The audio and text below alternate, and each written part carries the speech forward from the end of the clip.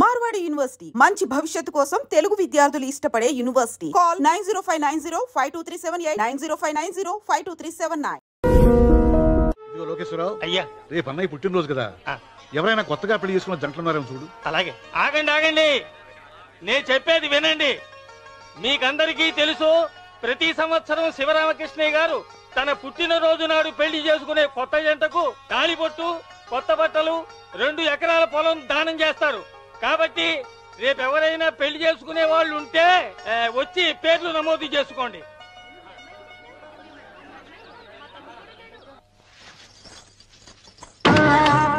పర్వాలేదులే, భగవంతుడు చల్లగా చూసుంటే శోభనం గదిలో నీ కొంగుముడి విప్పాల్సిన వాణ్ణి.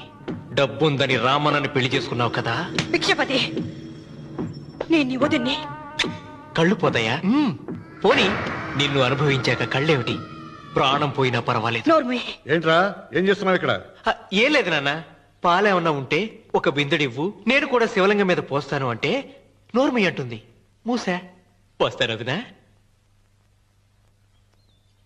ఏమా, వాడేమన్నా వాగాడా?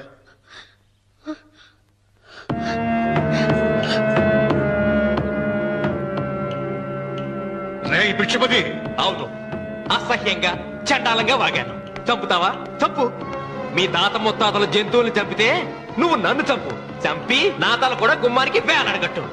ఇదిగో, పుట్టినప్పటి నుంచి సీత నా భార్య అనుకున్నాను, ఆరాధించాను.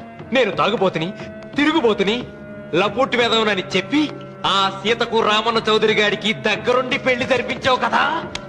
వాళ్ళ కాపురం కూల్చే వరకు నాకు మనశ్శాంతి ఉండదు. సీతని కట్టబెడితే పీటల మీద విషం దాకా చచ్చిపోతుందని బంగారు లాంటి రామునికిచ్చి పెళ్లి చేయించాను. వెంటనే నీ పద్ధతి మార్చుకోకపోతే నువ్వు తినే అన్నంలో విషం కలిపి తప్పేస్తాను. వెధవా, వద్దు నాన్న, వద్దు. ఈ చెంప దెబ్బ ఎప్పుడో కొట్టుంటే బాగుపడి ఉండేవాడిని. నాన్న, నీ మీదొట్టు, ఇంకెప్పుడు తప్పు చెయ్యను నాన్న, తప్పు చెయ్యను. నన్ను క్షమించు నాన్న. ఏర్పాట్లన్నీ పూర్తయ్యాయా? అది ఏమైంది లోకేశ్వరరావు? 50 జంటలు నమోదు చేయించుకున్నారండి. అందులో 30 జంటలకి దానం చేయడానికి మాత్రమే మన దగ్గర భూమి మిగిలి ఉంది. మరి మిగతా 40 ఎకరాలు అంటే మన పొలమంతా ఈవేళ బాబు గారు ఎన్ని సంవత్సరాల నుంచి దానం చేసుకుంటూ వస్తున్నారు. కొండలైనా కరిగిపోవలసిందే కదా. మరి ఇన్నాళ్ళు నాకెందుకు చెప్పలేదు? మీరు పుణ్యకార్యం చేస్తున్నారు, మిమ్మల్ని ఇబ్బంది పెట్టడం ఎందుకని. రామన్న పేరుతో 2000 ఎకరాలు ఉండాలిగా, అందులోంచి రాసేవాడిని. అందులో మిగిలిన 60 ఎకరాలే ఇప్పుడు రాశానండి. ఆయన పేరు మీద గజం భూమి కూడా మిగలలేదు. రేపు శుభకార్యం ఆకూడదయ్యా. నూతన దంపతులు నా ఇంటి దగ్గర నుంచి నిరాశగా తిరిగి వెళ్ళకూడదు. నా త్వర జగన్నాథం, అన్నయ్య, నువ్వు ఈ సాయం చేస్తే నా పరువు కాపాడిన వాడివవుతావు. 40 ఎకరాలే కాదు, నా యావదాస్తి మొత్తం నాకు ఇస్తాను, నా ప్రాణాలను ఇస్తాను. లోకేశ్వరరావు, అయ్యా, కాగితాలు.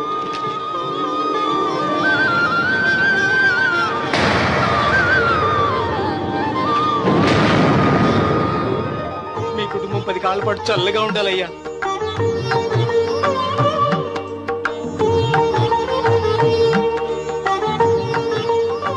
నీ పొలం వాయన దానం చేస్తాడు, పేరు తెచ్చుకుంటాడు. ఇంకా నీకే మిగులుతాది, గబ్బు లేచిపోతావు. తొందర పడకు, చూస్తావుగా. ఒరే రావుడు, ఈ భోజనాల కార్యక్రమం చూస్తుంటే నాకు తిరుపతి దేవస్థానం గుర్తుకొస్తోందిరా. నువ్వైనా చెప్పచ్చు కదా మీ నాన్నకి, ఈ దానాలకు అంతే లేదా? ఎదుటివాడికి ఇంత పెట్టడంలో ఆయన ఆత్మసంతృప్తి పొందుతున్నారు. ఆ పుణ్యమే ఆయన నిండు నూరేడు బతికిస్తుంది. నువ్వు అన్నం వచ్చి ఇదంతా నీ పుణ్యమేరా. అంత మాటలు కదయ్య. హర హర మహదేవ్ శంభో శంకర. ఓం నమః. పెదనాన్న. ఏం బాబు? పెదనాన్న, నాన్న. ఏమిట్రా? నాన్న నోరు. ఏమిటో చెప్పరా? మా నాన్న నోరు తెరిచి నిన్ను అడగలేక నాకు దస్తావేజీలు ఇచ్చి పంపించాడు. దేనికి? మీరు మా దగ్గర తీసుకున్న పొలానికి గాను రుణపత్రం రాయించుకు రమ్మన్నాడు.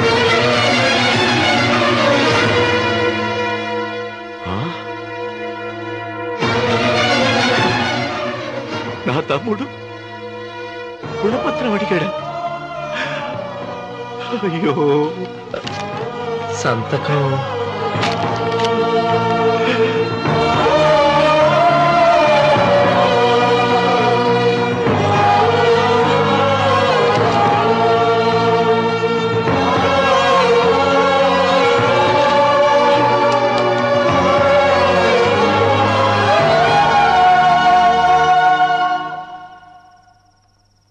ఏంట్రా తినవేంటి?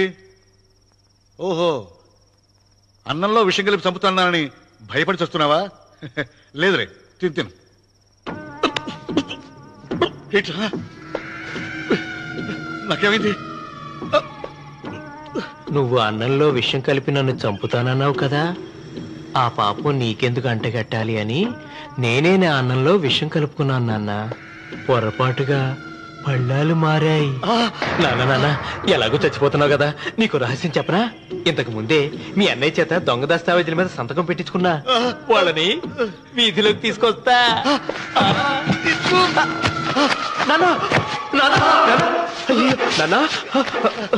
ఈయనతో నీకు చెప్పాక నేను ఎందుకు బతికిస్తాను? నాన్న చిన్నప్పుడు నీ గుండెల మీద ఆడుకుంటే తెగ ఆనందపడేవాడు కదా, పోయేటప్పుడు కూడా ఆడుకుంటా ఆనందపడే. చల్ చల్ గుర్రం చలాకి గుర్రం, చల్ చల్ గుర్రం చలాకి గుర్రం, చల్ చల్ గుర్రం చలాకి గుర్రం, చల్ చల్. నాన్న అయ్యో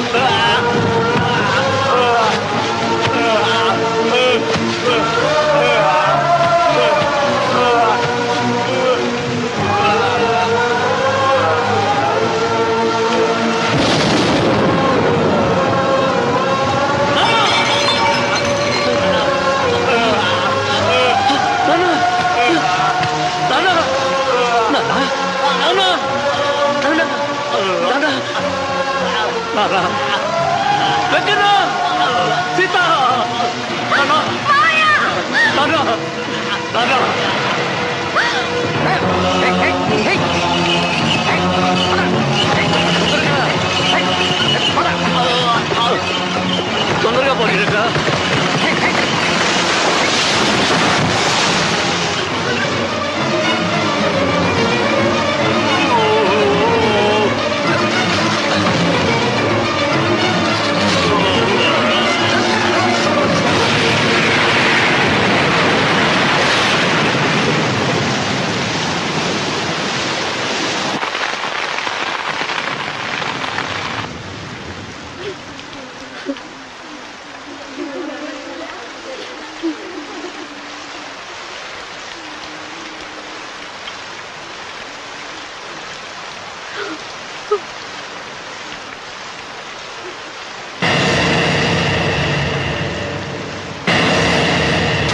అందరికీ నమస్కారం. ఇది మా పెదనాన్న సంతకం పెట్టిన దస్తావేజు. అక్కడ మా నాన్న లేడు, ఇక్కడ మా పెదనాన్న లేడు. కానీ మా పెదనాన్న మా నాన్న దగ్గర 50 లక్షల డబ్బు, 40 ఎకరాల పొలం తీసుకున్నాడు. ఏ లోకేశ్వరరావు చెప్పు. అవునండి, నేను సాక్షి సంతకం చేశాను. ఈ అప్పు ఎలా తీరుతుందో ఆ ధర్మాత్ముడి సేవ అక్కడి నుంచి తీసేలోపు చెప్తే బాగుంటుంది. భిక్షపతి మతుందా నీకు? ఇదేనా అడిగే సమయం? ఆయన తగలబడిపోతే ఆయనతో పాటు ఈ నిజం తగలబడిపోతుంది. మా అన్నయ్య ఆ ధర్మాత్ముడు రక్తం పంచుకుంటాడు. ఏమయ్యా లోకేశ్వరరావు, మా అన్నయ్యకి మిగిలిన ఆస్తి ఏమిటి? ఈ ఇల్లు తప్ప ఏమీ మిగలలేదండి. సరే, 40 ఎకరాల కింద ఈ ఇల్లు పెట్టుకుంటాను. మిగతా 50 లక్షలు ఎలా ఇస్తావన్నయ్యా? ఏంటో నువ్వు మాట్లాడేది? మా రావుని ఒట్టి చేతులతో నడిరోడ్డు మీద నిలబెడతావా? సరే, డబ్బు వద్దు, పొలం వద్దు, ఒక్కటిస్తే చాలు. ఏంటది? అది సీత దగ్గరుంది. అది ఇస్తే 50 లక్షల బాకీ రద్దు చేసుకుంటా. సీతారత్నం పుట్టింటి వాళ్ళు పెట్టిన 7 వారాల నగలున్నాయి. అవన్నీ నాకు ఇచ్చేస్తే నేను సరిపెట్టుకుంటాను.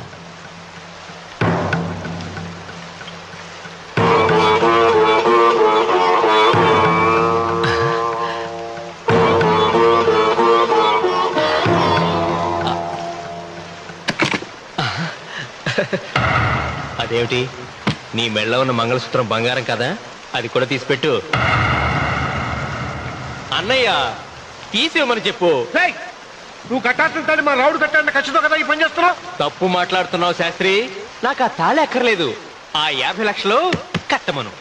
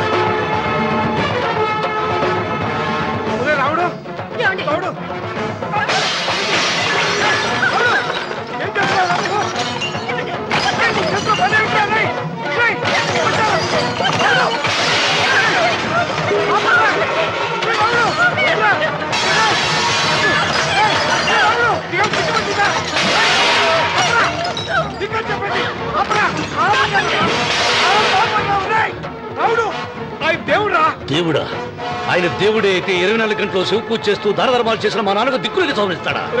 దేవుడి పట్ల అపచారం చేయటం మహాపాపం రా. దేవుడిని ఎన్నాడు మనం చేసుకునే ఆత్మద్రోహం.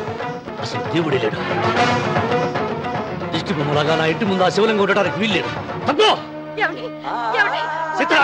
మీరు ఆ శివలింగం జోలికి వెళ్తే నా ప్రాణాలు తీసేసి వెళ్ళండి. నా భర్త దేవుడికి అపకారం చేయడం ఈ కళ్ళతో చూసే కంటే మీ కళ్ళ ముందే చచ్చిపోతాను. నన్ను చంపేసేయండి. నీకు ఇంటి ముందు శివలింగం దేవుడా, నాకు మాత్రం నల్లరాయి. ఈ రోజు నుంచి నేను ఈ వీధి గుమ్మం నుంచి నడవను. ఆ నల్లరాయిని కన్నెత్తి చూడను. ఆ పెరటి గుమ్మమే నాకు వీధి గుమ్మం. ఇది అంగీకరిస్తోంది. నువ్వు నమ్ముతున్న దిష్టి బొమ్మ కోసం కాదా, ఈ కోసం. లక్ష్మి వచ్చింది. ఇంకా సీతారామాలి. భిక్షపతి గారు తీసుకున్నది 40 ఎకరాలని, మిగతాదంతా కుట్ర అని, ఆ కుట్రలో నాకు భాగస్వామ్యం ఉందని రామన్న గారికి తెలిస్తే నన్ను చంపేస్తారండి. డబ్బు చూసేసరికి ఆశ పుట్టిందా? ఇదిగో ఈ సంగతి ఎవరికైనా చెప్పావో కోసేస్తా. భిక్షపతి, నువ్వు నాశనం అయిపోతావురా, నాశనం అయిపోతావు.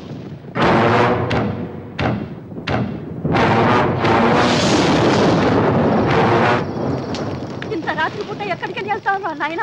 నీకు తెలీదమ్మా, తెల్లారేలోగా ఊరు వదిలి పారిపోకపోతే ఆ భిక్షపతి మనల్ని చంపేస్తాడమ్మా. తొందరగా పద. ఊరుదిలి పారిపోతున్నావా లోకేశ్వరరావు? అది నాకంతా తెలుసు. అయ్యా అయ్యా అయ్యా, నీకు ద్రోహం చేశాను, నన్ను క్షమించండి అయ్యా. నేను క్షమిస్తా, మరి భిక్షపతి వదలొద్దు. నీకు ఉపాయం చెబుతా. అన్వర్, నీ ప్రాణాలకు భిక్షపతి మూలంగా ప్రమాదం ఉందని నీ చేతులతో నువ్వే రాశావు. నేను కాపాడతాను. దాన్ని జాగ్రత్తగా మడిచి నీ జేబులో పెట్టుకో. అర్థం కాలేదా? నీ ప్రాణాలను నా చేతుల్లో పెట్టావుగా. మీ అమ్మను జాగ్రత్తగా ఇంటికి తీసుకుని వెళ్ళు. వస్తాం బాబు.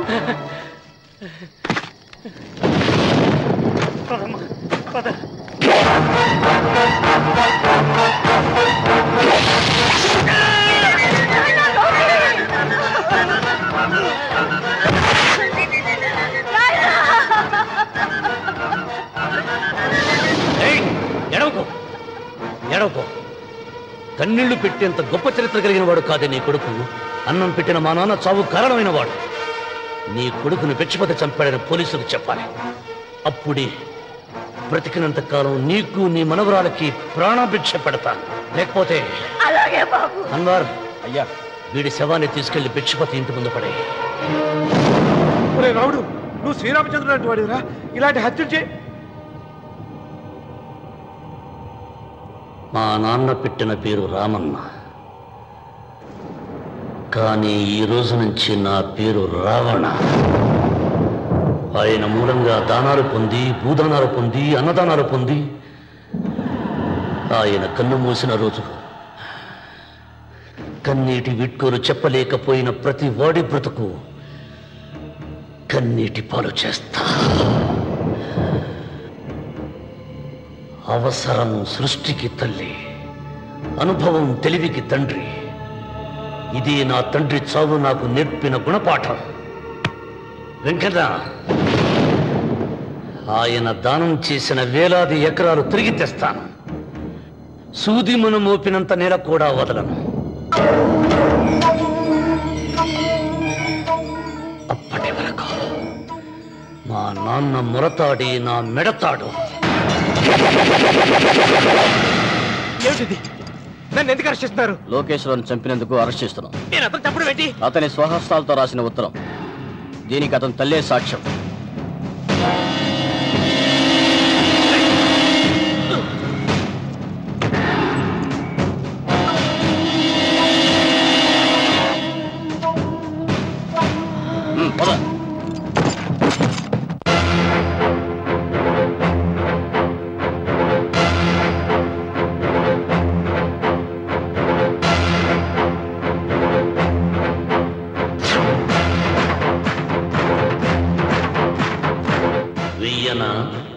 పద. కృతజ్ఞతే కనరాని జనాలపైన ఎందుకు రాజాలి?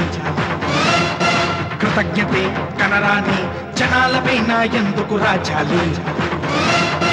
పూజలే అంటే పిరికితనంతో చదివే మంత్రాల, దేవతలంటే ఎవరు చేసిన పూజలు గుర్తులేని రాళ్ళ.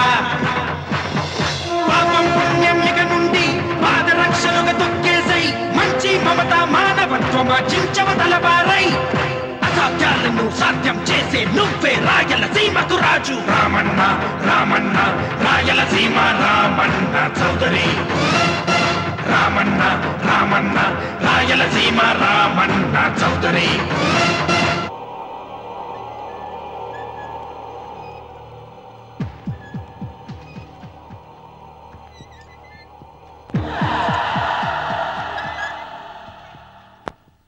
అన్వర్, అయ్యా. 100 మంది పనివాళ్లను ఒక బుల్డోజర్ను ఆలయం దగ్గర తీసుకురా. దాన్ని పడగొట్టించాలి. ఒరే రావుడు, అబ్బాయి పెళ్లి ఎంతవరకు ఆగమన్నారు, అంగీకరించాను. ఇప్పటికి ఆగే ప్రసక్తి లేదు. దేవుడి జోడికి వెళ్తే మహాపాపం రా. దేవుడా? వాడి పేరేంటి? శివుడు. మరి బ్రహ్మ, విష్ణువు, రాముడు, కృష్ణుడు, వినాయకుడు, సుబ్రహ్మణ్యం, లక్ష్మి, సరస్వతి, పార్వతి వాళ్ళు దేవుళ్లే. అల్లా, క్రీస్తు వాళ్ళు దేవుళ్లే. వీళ్ళల్లో ఎవడు గొప్పవాడు? వాళ్ళ నమ్మకాలను బట్టి వాళ్ళ దేవుడినే గొప్పవాడు అనుకుంటారు. అని సరిపెట్టుకోవడం లేదు. మా దేవుడు గొప్ప, మా మతం గొప్ప అని ఒకరినొకరు నరుక్కుని చస్తున్నారు. నిజంగా దేవుడనే వాడుంటే కొంతమందికి ఎందుకు అన్నం దొరకడం లేదు? కొంతమంది చిన్న వయసులోనే విధవరాళ్ళు ఎందుకు అవుతున్నారు? కొంతమంది పరిశ్రమలోనే తల్లిదండ్రులు ఎందుకు పోగొట్టుకుంటున్నారు? అది వాళ్ళ కర్మ. కర్మ అంటే పూర్వజన్మలో చేసుకున్న పాపం. ఆ పాపం నుంచి నీ దేవుడు కూడా వాళ్ళని రక్షించలేడా? రక్షించలేడు. అటువంటప్పుడు నీ దేవుడికి పూజలు ఎందుకు చెయ్యాలిరా? కన్న బిడ్డల్ని సరిగా చూడలేని వాడు తండ్రి కాదు, అందరికీ అన్నం పెట్టలేని వాడు దేవుడు కాదు. వెంకన్న, నువ్వు సద్బ్రాహ్మణుడివి. వేదాలు చదివావు, ఉపనిషత్తులు చదివావు, పురాణాలు చదివావు. నేను ఏమీ చదువుకోలేదు. అసలు దేవుడి ఆకారం ఎలా ఉంటుందో చెప్పు. ఆయనకు ఆకారం లేదు, నిరాకారుడు. అటువంటప్పుడు గుడులెందుకు, గోపురాలెందుకు, వాటిలో విగ్రహాలెందుకురా? నేను చెబుతాను వినరా. గాలి దేవుడు, అది మనం పీల్చకపోతే చచ్చిపోతాం. నీరు దేవుడు, అది మనం తాగకపోతే బ్రతకలేము. భూమి దేవుడు, అది లేకపోతే మనకు అన్నం దొరకదు. అమ్మా నాన్న దేవుడు, వాళ్ళు లేకపోతే మనం అసలే లేవు. చదువు నేర్పిన గురువు దేవుడు, కష్టంలో, నష్టంలో, సుఖంలో, దుఃఖంలో దగ్గరుండే స్నేహితుడు. స్నేహితుడు అంటే నువ్వు నాకు దేవుడివి. నీకు మొక్కుతాను రా, అంతేగాని ఆ నల్ల రాళ్ళకి రెపరెక్కి కాదు. అంటే గుడి మెట్లకి మొక్కే వాళ్ళంతా మూర్ఖులా? నైవేద్యం పెట్టి నమస్కారాలు చేసే వాళ్ళంతా పిచ్చివాళ్ళ? గుండు గీయించుకుని పొర్లు దండాలు పెట్టేవాళ్ళంతా అమాయకులా? అవును. ఒక గుడి చూపించి ఆ గుడిలో దేవుడు వరాలు ఇవ్వడు అని చెప్పు. ఆ గుడి మెట్లలో ఒక్క మెట్టు కూడా ఎవడో ఎక్కడ. నైవేద్యం పెడతారన్నావు కదూ, ఎందుకో తెలుసా? పెట్టిన క్షీరాన్నాలు, దద్దోజనాలు, పులిహోరాలు మనం మెక్కుతామని తెలిసి, అదే దేవుడు తింటాడని తెలిస్తే శనగ చెక్క ఒక బెల్లపు ముక్క కూడా పెట్టరా. వెంట్రుకలు ఇస్తారన్నావు కదూ, దేనికి?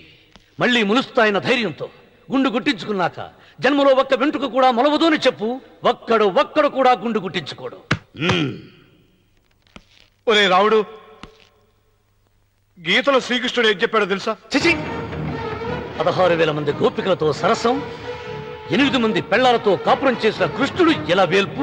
వాడు చెప్పిన గీత మన తల రాత. వెంకన్న,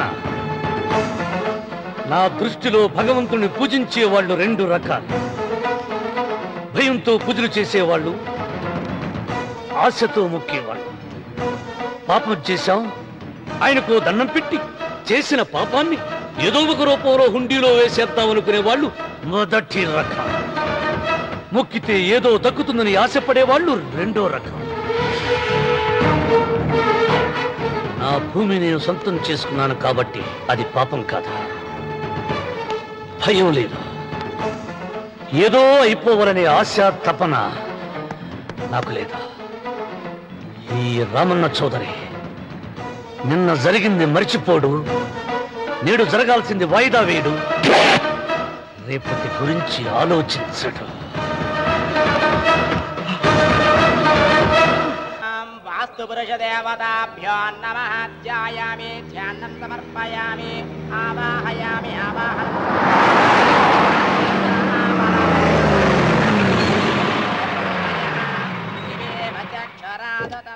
రండి రామన్న చౌదరి గారు. నా పేరు వెంకటరావు, నేను సివిల్ ఇంజనీర్ని. మీరు ఎంతో గొప్ప మనసుతో బోల్డ్ అంత పొలం పోగొట్టుకుని 6 మైళ్ళ రోడ్డు వేద్దాం అనుకున్నారు. కానీ ఇప్పుడు మీ పొలంతో అవసరం లేకుండా గవర్నమెంటే రోడ్డు శాంక్షన్ చేసింది. ఆ ఆలయం కూడా పడగొట్టక్కర్లేదండి. చెరువుకు అడ్డంగా వంతెన నిర్మిస్తున్నారు. 2 మైళ్ళ దూరం కూడా తగ్గుతుంది.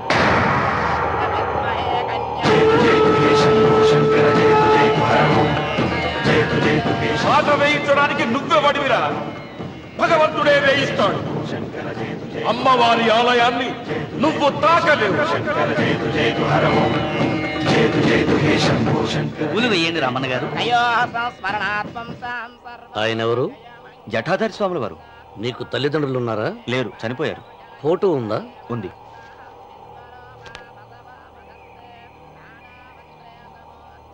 తల్లిదండ్రులను పూజించు, బాగుపడతావు. జడలు మీసాలు ఉన్నవాళ్ళని కాదు.